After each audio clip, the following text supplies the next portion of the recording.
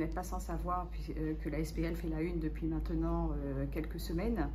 Et au regard des éléments que nous disposons au niveau de FO, il y aura donc des recours qui seront déposés au prud'homme, et notamment pour délit d'entrave et discrimination envers FO. À chaque jour, finalement, sa surprise et son lot d'informations.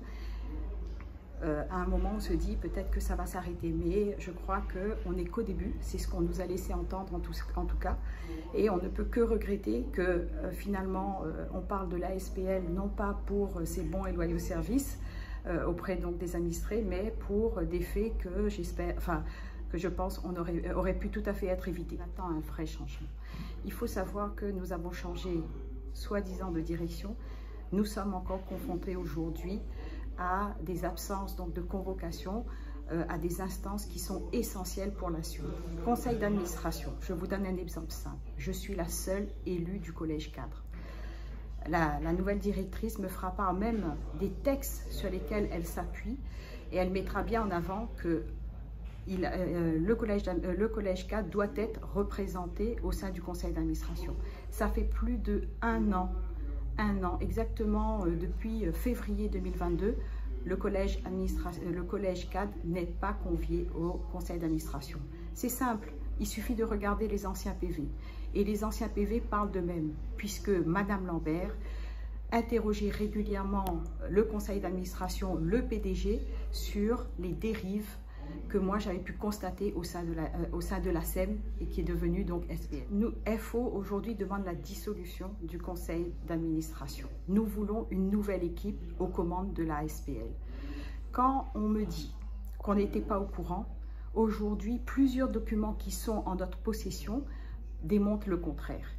En 2021, quand j'interpelle la CIREST, j'interpelle le conseil d'administration, dans le PV, dans les différents PV, il est bien mentionné l'inquiétude de Madame Lambert, notamment sur toutes ces dérives, ces embauches, ces revalorisations et tout ça. Donc, et puis, il y a aussi cette confiance qui est écrite noir sur blanc dans un des PV, que M. Sely renouvelle sa confiance à M. Alamelou pour la présidence et la direction générale de la SPL. Qu'on me dise aujourd'hui que le président Sely n'était pas au courant, je pense qu'il serait temps de mettre carte sur table et de pouvoir assumer. Surtout que quand on regarde tous les moyens financiers qui ont été déployés pour la SPL, je ne sais pas s'il va encore pouvoir dire longtemps qu'il ne savait pas. Okay. On n'abonde pas comme la SPL a pu être abondée depuis février 2022. Vous savez, il y a une contribution forfaitaire qui est allouée à la SPL. Et quand on regarde, on a été quand même bien servi pendant ces derniers 17 mois. C'est bien que vous me posiez cette question, puisque hier encore, une réunion s'est déroulée qui a été dirigée par la directrice générale et l'avocat de conseil Maître Badat, où là, des éléments ont été donnés au personnel. On s'est retrouvé à dos avec ma collègue, donc Madame Boyer, donc plus de 80 agents qui étaient totalement contre que FO ne signe pas la prorogation donc des mandats. Et on a eu même des SMS, de la pression.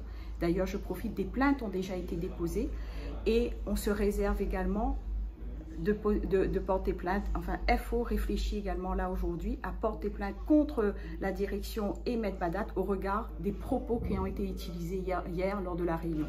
Nous avons un enregistrement qui met clairement en avant que si demain il y a liquidation donc de la SPL, ça sera à cause de FO. Nous refusons totalement, puisque la prorogation des mandats n'a aucun lien avec la décision qui va tomber prochainement.